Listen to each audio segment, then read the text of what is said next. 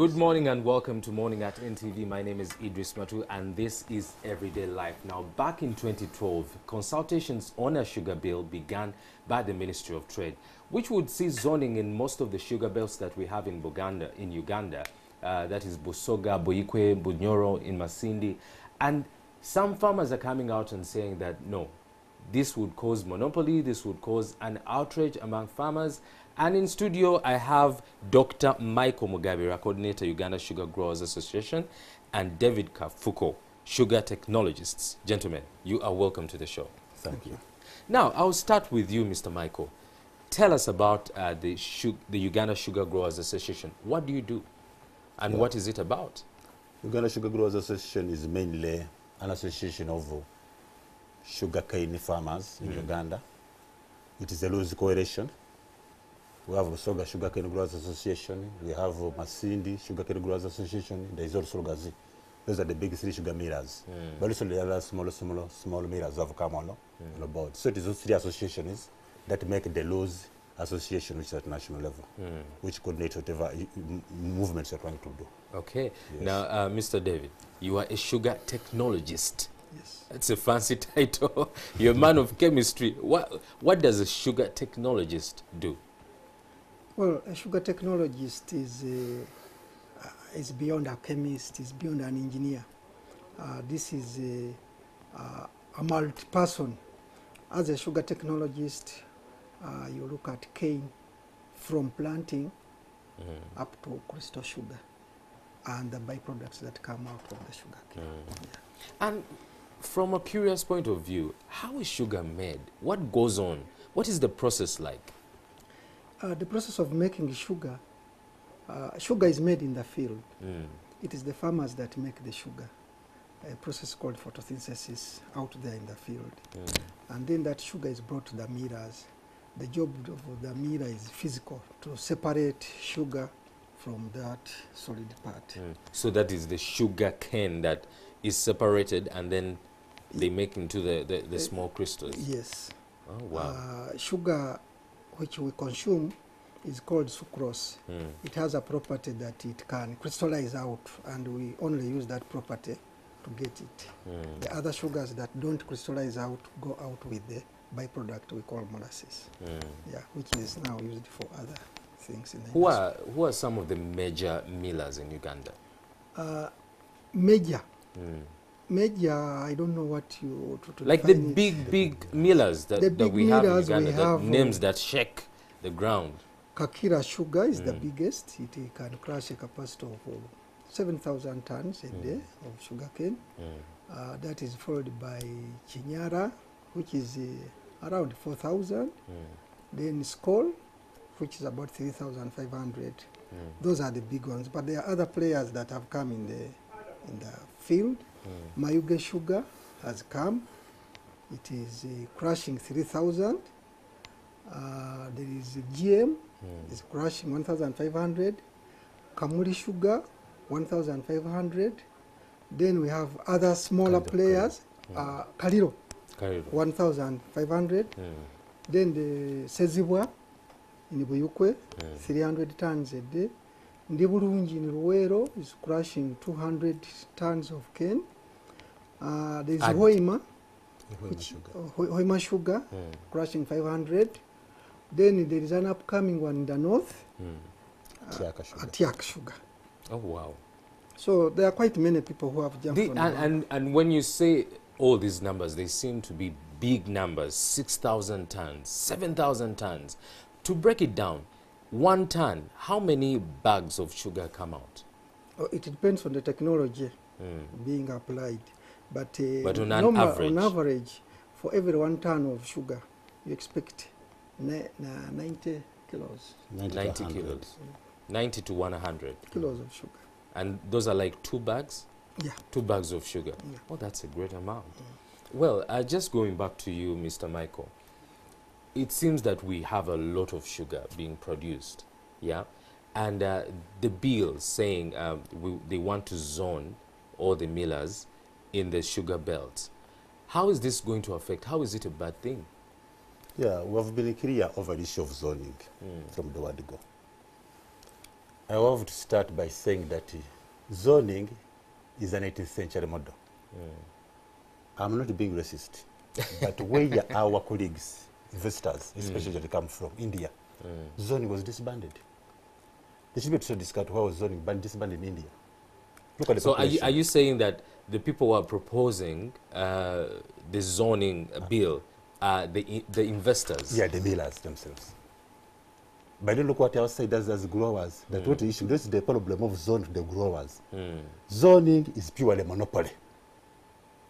So if you have a sugar mill of 4,000 tons, you have heard about him telling about even the jaggeries of 300 tons of cane pad. And the 24 community are serving 10,000 tons of cane pad. What does it mean? You have a glut of raw material that you can Produce. crush. So what happens? You give farmers peanuts. That's what they are looking for. And for us, we're saying, no, Uganda is a liberalized economy. We don't have zoning. But we're saying if zoning is to be there, the millers, they are saying zoning. Growers are saying no, zoning. Let us have a win-win solution. Today we have what we call the local content bid. Local content bid is saying that 40% of any industrialization in Uganda should participate. That's the local content bill, which is also in Parliament. Now with zoning, you are saying that under Uganda's industrialization strategy, you talked about the sugar belt. Not everywhere you can grow sugar. You have to understand that. So under Uganda's sugar industry, then Ugandans will be primary producers. And if you make it a law, they never produce sugar. They never go into value addition. They are going to be slaves on their own land. Because you are zoning my land to produce cane for someone. For an investor. For an investor. So saying, if that's the case, let us give the investor, this is a model, blueprint for Uganda's sugar industrialization. Before we look at the that one, blueprint, the investors, how much would it cost to construct a sugar mill that probably produces 1,000 tons or 6,000 tons? That one. The technologist, Mr. David. How much would it cost? It depends, one, on the capacity that you are going for. Yeah, we are looking at a capacity of Also, 6,000 tons, 4,000 tons. Other factors, when investors come, when business people are doing business, a lot happens. But on average, I have heard people saying we are going to transplant this plant, we are going to do this. I don't know whether they know the cost that is involved. For example, when you look at a plant like 1,500 plant, you must be able to have at least $15 million on your table. $15 million. Yeah. So if you wake up to say, I'm going to transplant plant A to plant B, sometimes I don't know how they are going to do it, but the problem of the sugar industry, sometimes when you ask so many questions, you end up narrowing on one thing, root cause. When you do a root cause analysis, why is sugar expensive in the market?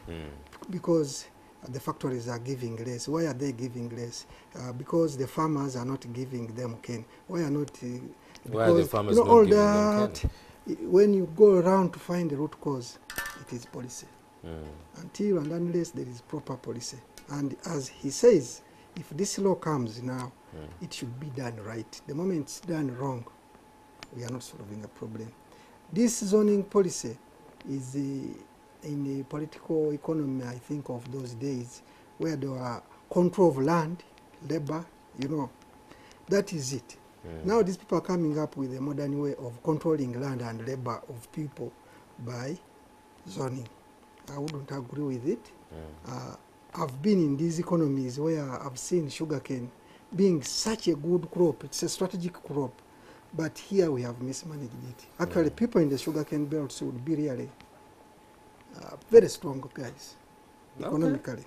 Now, going back to why I brought up that question of how much would a plant cost, is that, Michael, you're saying that, Dr. Michael, you're saying that the investors are trying to snatch away all the money, they're monopolizing their interests and all that. But if a plant costs $15 million to set up, and an investor has invested over $15 million to set up such a plant and employ, don't you think they have the right to make the money back? Okay. I'll answer you like this. Uganda is an agricultural country. We have milk. Should we start zoning milk now? Because of polluting the plant? Are you going to zone matoke? Coffee is number one export commodity. Are you going to zone coffee? Why only sugar? Internationally, they don't zone sugar. What happens, you have also the tea industry, which is like a sugar, organized the same way of what growers. Are we zoning it? Why? What we are saying is a simple thing. If you are an investor, you have come to Uganda, sign what we call tripartite agreements. It is the international model of the sugar industry. And the tripartite agreement, the MIRA signs, the Sugar Association of Farmers signs, because the association was there, farmers. And also the individual farmer will sign to supply you cane. Because the sugar don't sell cane, we supply cane. And so, so how are the farmers supplying cane right now? Yeah, we have an agreement. Currently. But that agreement is between the MIRA and the individual farmer. They don't have the association. Why not? The way they operate, if you deal with the farmers who are small-scale farmers like in Uganda, then you can toss them around. They don't have regulation powers. You understand? The dynamics behind. Okay, to make it clear for you, that in that contract, we share the processes according to a formula. But the formula, by policy, talks about 35%, which is the lowest in the world. Yet the minimum should be 50% of share. So that's why they don't want to involve the association. Well, the association has people who can argue issues out. So now, when a farmer sells cane, which is supposed to go to a certain mill, then they complain. But they have refused to involve the association in running the sugar industry. That's what we are saying, no. Let the millers sign tripartite agreements with farmers and farmers associations. If they say the selling of cane, the farmers association is a guarantee. We recover that cane from the mill. That's the international norm. Yeah, it is not zoning. Because zoning means you are grabbing my land, but you never produce sugar. I give it to you. Okay, so let's break down that law, Yes. the bill that will maybe pass, maybe not. Under the zoning, what will it mean for the farmers and also for the millers? Under zoning, the way it is, when they say that 25-kilometer radius is one factory, it means that 10,000 canes, which are tons per day, are one factory. But in Uganda, there is no factory with that crushing capacity. The biggest we have is Kakira, approximately 7,000. So looking at this blueprint model, it means that Kakira, they need around 3 rings. Maximum 20-kilometer radius. The rest of 4,000, they need 10-kilometer radius only. So what you are saying now, let's have a win-win. Let us give the core investor 15-kilometer radius, maximum. That's 60,000 tons of cane per day. And then the next, the peripheral rings, the 20-kilometer radius at the peripheral, which produces 4,000 tons of cane, let it be for Ugandans. Because any country, any investor who comes in, you must transfer knowledge, skills, and appropriate technology. That's what we call an investor. An investor does not come to exploit a country. Those are not investors. That's what we are saying. Okay, so then... and if you go by this model, I don't know that I should finish these points now or they can come in later. If you go by this model, we are suggesting that now, if the core investor is in the middle and we have Ugandans, they can produce their sugar. They can produce sugar jaggery. There is a jaggery sugar, or sukari. It has a very big market now in Kenya, especially before elections. But because after elections, other mills are not there is an uncertainty in Kenya. The price is going down. But you find that producing sukari guru is half the process of producing sugar. And Ugandans can put up their jaggeries. Now, these jaggeries, you are able to sell your sukari guru, the market is big, before you are selling a kilo of sukari guru at 6,000 shillings at the farm gate. Where they are picking it. But you see, someone might come out and say that without zoning, without making sure that there is a standard factory core miller, there might be loss of control of quality, of the quality of sugar that is produced. And I'll go back to you, the technologist, Mr. David. How do you maintain control of sugar, the quality? How do you maintain that? There are several processes that you go through. It starts right at the farm. The age of the cane is very important. How old is the cane? Normally, the variety of cane that we have in Uganda starts ripening at around 16 months. And then by 18 it has accumulated enough sugar which we can extract from it. So that is the starting point. Then between cutting it and milling it at the factory, at least it should take not more than 48 hours. So those are systems of managing. Then when you are at the factory, there are things that we must do. One, after we know, like the cane is sweet, so many things like sweet things. So the moment you cut it into pieces, the number of organisms that want to destroy it, to feed on it, increases. So then you go inside. What is the sanitary inside of the miller? There should be sanitary because this is a food that is attacked by a lot of organisms. Then we have technology. How good is your technology? If your technology is so good, then you have less losses. You have a better product that you make. Better sugar, finer sugar. Yeah, but I must add that sugar per se is energy. It is, there is not much, there is no nutritional value in such, but it's energy. It gives us energy. This is sugar. When you are grouping it, it depends on how much of non-sucrose that is there. I think for you as a consumer is what you are looking at. When you get, we have what we call refined sugar. Refined sugar actually there is completely no nutrition. It's energy. Then for us in Uganda, we are making what we call plantation white sugar. Because of sophistication of people, they come and say, I want a white sugar, I can't take brown sugar. So we use certain bleaching agents to make it white. Simply so it's not natural. Sugar shouldn't be naturally white. Sugar naturally, that sucrose is white naturally. It should be white, crystalline, sweet. So for you as a consumer now, it's lifestyle. How do you go? What do you want?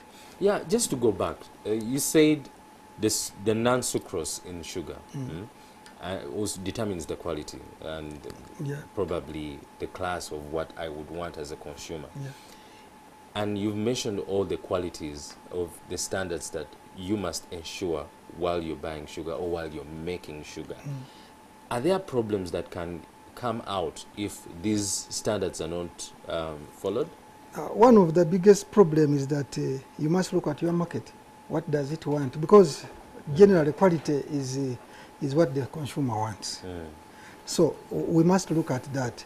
But also, you should not have metals in the what? In the sugar. That is no longer sugar. If we have, because we are processing sugar using metals, those metals must be removed. But equally, a brown sugar, most people want brown sugar because you remain with some natural ingredients in that sugar. You don't take only the sucrose, but you take it with other ingredients that are in the cane.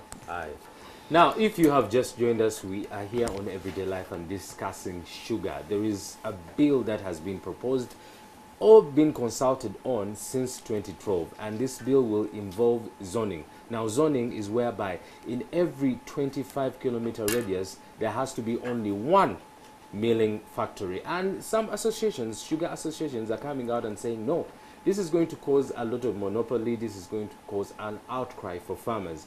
And in studio, I have a Dr. Michael Mugabira, who is very passionate about this topic. And I'll go to you, Mr.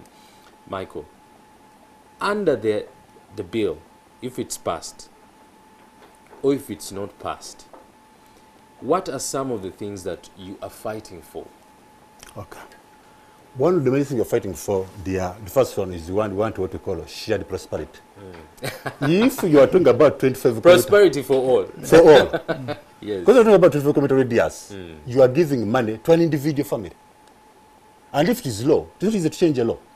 Farmers are going to be growers of a primary product. Mainly, as you say, it's the modern slavery. You produce your cane to someone who is milling. You produce cane for 2 years. He's milling your cane in 24 hours, and it's the market, and it's getting money. Or the fire risk, sugar cane is fire prone during the dry season. It is the farmer who bear the cost. Risks. He does not pay you if you get that risk. So you're saying no. All the money, which is earning 24 hours, is taking it including the byproducts, as we told you about. So it means that this law is putting money in only a single family or a few individuals. Or how do farmers sell the sugar to the millers? We supply. When we supply... You supply in what? In sacks? We have a contract. We supply per tonnages. Per tonnages? Yeah. Each ton of cane, after crushing the sugar, we share the proceeds according to a formula in the contract.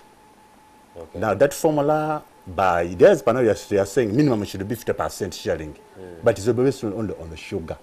Does not talk about the molasses. Does not talk about the byproducts. Does not talk about the power generated. And what kind of byproducts are these? If I may go to the technologists. They are essentially two byproducts of the sugar industry. Three, we have what we call press mud. It's a very good fertilizer. It is actually these millers never give it to you.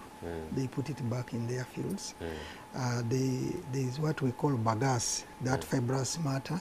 It is fuel. It's green fuel now. Actually, for your information, that green fuel has turned the sugar industry the other way around, that power generation is the product and sugar has become a byproduct because of the value they get out of it. Then the third is what we call final molasses. Like I told you, there are those other things, other sugars that don't crystallize out. They are fermented and they make ethanol out of it. So those are essentially. And when you look at ethanol today, I think the market value of ENA in the Ugandan factory is going around almost $2 per liter. When you calculate, it is far better business than only the sugar. And going back to Michael, Dr. Michael, so now you've said right now you share 50%. When that's what applies the law. And all these byproducts, you do not share the revenue. We don't. How much would be a ton to the miller? Assuming the farmers are selling the... Right now, the farmers are selling sugarcane in the Busoga cane belt. They are buying from them at 135,000 shillings. Yeah. 5,000 shillings? 135,000 shillings. Per ton? Per ton. And actually that is below the production cost. In the Kenya is 100,000, you can add on. Chinyara is 100,000. And if Kinyara's case is even worse, because they have a lot of cane, there is overcapacity from the farms. There is undercapacity at the production point. In Busoga is the reverse. There is overcapacity in taking the cane, but there is no cane. What they have created, a farmer in Busoga consequently is going to be a poor man. They have created a scenario, these so-called investors, where farmers are selling out young. Actually, they come to your farm and incite you to sell what? Cane to them. Young cane. Yeah, that younger cane, when you sell, you lose, for every 1 month, you lose 5 tons of cane. Oh, wow. This is such a great conversation, and just simply because we are running out of time, and I'll go to Dr. Michael. Just to conclude, what is the last message that you're giving the farmers and also the government and also all these investors that are fighting for the zoning bill? What we are saying, that our model, if we have a cost-sharing model, that okay, they take a 50-kilometer radius, we take a kilometer radius, we are going to create jobs in this country. Moreover, those big needles, you'll find there is a Department of Finance. There can be 2 people in finance. There is the agriculture, there is the processing. Now, under monopoly, you have 1 job. But when you have also these small factories of Ugandans, crushing of 500 CD plants, you can have around 8 plants of 500 CD to crush 400 CD. That means that every single job in a monopoly, you create 5 to 8 jobs in our model. Yeah. So we're going to create what we call blue-collar jobs, which are missing today. I can give you the standard model of America. In America, there was Standard Oil under Rockefeller. Standard Oil was the monopoly in refinery. The government of America had to take Standard Oil to court. When they broke Standard Oil was broken into 34 units. That's why you see ExxonMobil, Chevron. Now it means that every job in Standard Oil, you create the 34 jobs in the small units. This is what you are saying. We don't need monopolies. Monopolies, you create empires. Which creates money for a single family. Yeah. And people are suffering. Capitalism. The moment they disbanded Standard Oil to create a number of units, jobs were created, and for the first time, the Americans were able to experience what we call the American dream. You can get and verify that information. Well, the American dream, the Ugandan dream, The African dream. the African dream. The association, Dr. Michael Mugabira and David Kafuko, thank you so much for joining me on Everyday Life. Now, you can continue the conversation on our website, which is www.ntv.co.ug, or our social media platforms on Facebook, Twitter, that is Morning at NTV and NTV Uganda. Now, you can DM me directly on Idris Matu, and that is also on Facebook, Twitter, Instagram, and tell me what do you want to see on Everyday Life, and probably who do you want to see on Everyday Life. Continue the conversation, talk to us, don't be shy. Well, next up is Mwasuze Mtia. Have a very good morning.